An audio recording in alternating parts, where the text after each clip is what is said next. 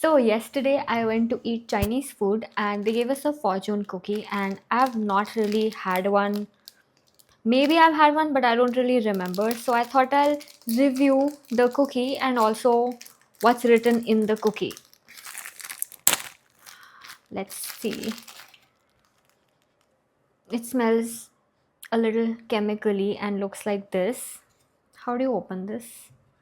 Okay, the crumbs are going to be everywhere. Okay. So let me try to eat it first. Hmm. It's like printing ink with in a waffle. Yeah, I don't think I'll be eating it. Let's see what's written in the thing. Abundance is already on its way to you. Um, I don't think so because if it was on its way to me, then this fortune cookie would taste better. I'm sorry, I sound so negative. I should be like, yes, we need to have an abundance mindset. But you can't really have an abundance mindset if the fortune cookie tastes like ink. I think this is similar to most life coach advice that we get, especially on the internet, where it's like you should have an abundance mindset. I personally don't believe in this abundance mindset thing. I know that is just a way to say that you should be positive, but I feel like there's a lot of nuance that is lost when it comes to this conversation. How are you supposed to have an abundance mindset if you're coming from a really abusive home or or you don't have any money and you're literally struggling to make ends meet? Interestingly, I think this having an abundance mindset thing is often promoted by influencers who are extremely well off, and it doesn't really apply to everyone. But I get it. I mean, we all want something to be hopeful about, and if you just assume that you have everything or the universe is going to send you good things in life, then you will feel hopeful. But I don't know, it just feels very fake and unrealistic. Life doesn't work that way. You can't just put out vibes into the universe and good things will come to you. No, you have to work for it. You know what I believe? I think we should be realistic. Like, I'm not going to say that this does not taste like printing ink. I'm going to say that it doesn't taste good. But does that mean that I'm limiting my mindset? No. And I'm not going to accept anything that the universe gives me. Maybe things will come in abundance for me, but I won't like them. What if I can't handle the abundance? Let me look at some abundance mindset quotes on the internet. So, apparently, there is a difference between scarcity thinking and abundance thinking. And scarcity thinking is thinking that there will never be enough, and abundance thinking is there will always be more. In my opinion, both of these thinking thoughts are unrealistic. I think we need to be realistic. We need a realistic mindset.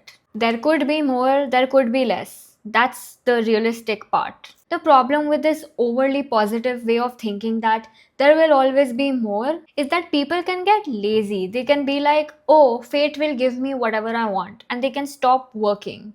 Do you get what I mean? That's why I don't believe in this whole manifestation thing that a lot of influencers believe in. Writing your goals on a vision board isn't going to make your goals come true, and it may for some people, of course, but sometimes you might set goals that are really unrealistic and then they won't come true, and you will start feeling bad that why didn't they come true, and you'll start blaming yourself. And I'm not making this up.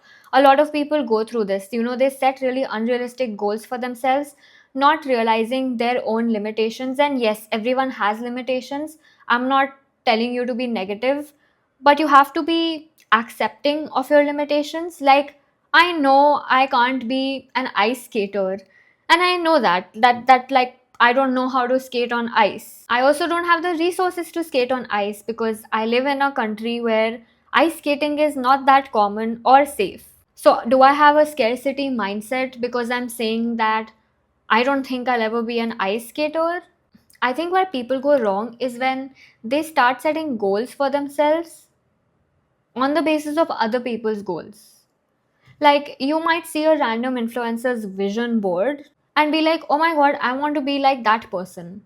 But the thing is, that person comes from a different family, has different genetics, has a different support system, has different amount of money compared to you, comes from a different social background and social class. So how can you possibly have the same goals as them? Of course, you can have a goal to be like them at some point, but your immediate goal can't be like them because you are not even close to where they are, I'm assuming, in this situation. So you can't really make goals on the basis of other people's goals. And that includes your parents' goals for you. You can't have the same goals as what their goals for you are because you are very different from your parents.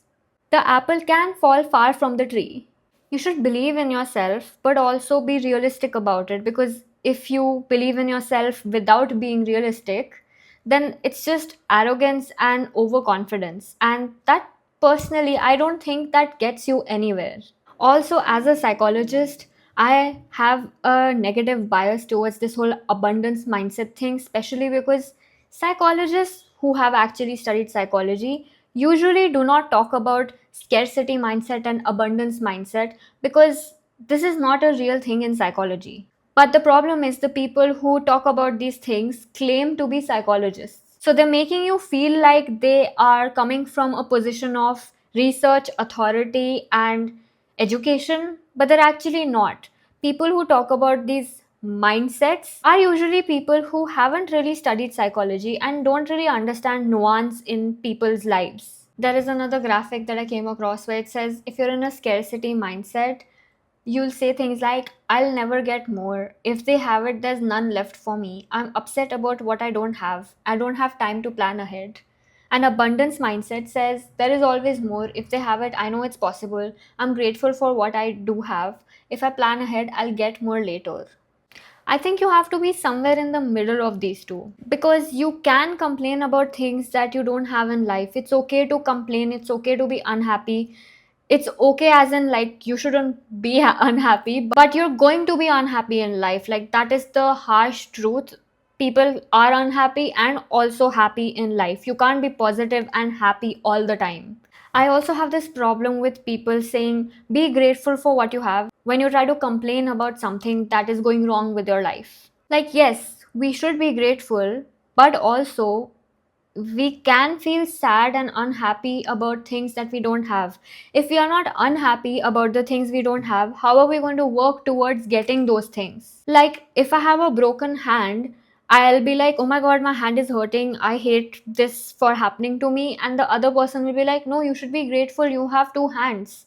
Yeah, but then if my hand is broken, I have to be unhappy for me to go to the hospital to get it fixed. If you just assume there's nothing to fix and that everything is going well for you, how are you going to get things fixed? We keep thinking that we shouldn't be sad, we shouldn't express how we are going through pain, and that we should avoid all sorts of negative emotions. But they're also important because they tell you that there is something wrong and you need to fix it. Stop trying to avoid sadness, unhappiness.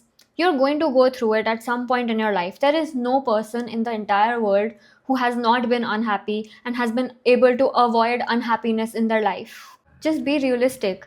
You have to accept that bad things will happen to you and that good things will also happen to you. And you can complain about the bad things and you can be happy and grateful about the good things. You can be grateful for things in life and also want to change because you're unhappy where you are. So, yeah, abundance may not already be on its way to me. I have no idea what's coming. And I think that's the beauty of life. I don't know if there's going to be scarcity in my life or abundance in the future. And I'm not going to just assume there's only going to be abundance, because then I will not be careful in case there is scarcity. I don't know. What do you think? Sorry, my cupboard is completely open. I like to keep my cupboard open. Maybe that's me having an abundance mindset so the clothes can fly into my cupboard. Can't believe I let a fortune cookie rage bait me like that. Okay, bye.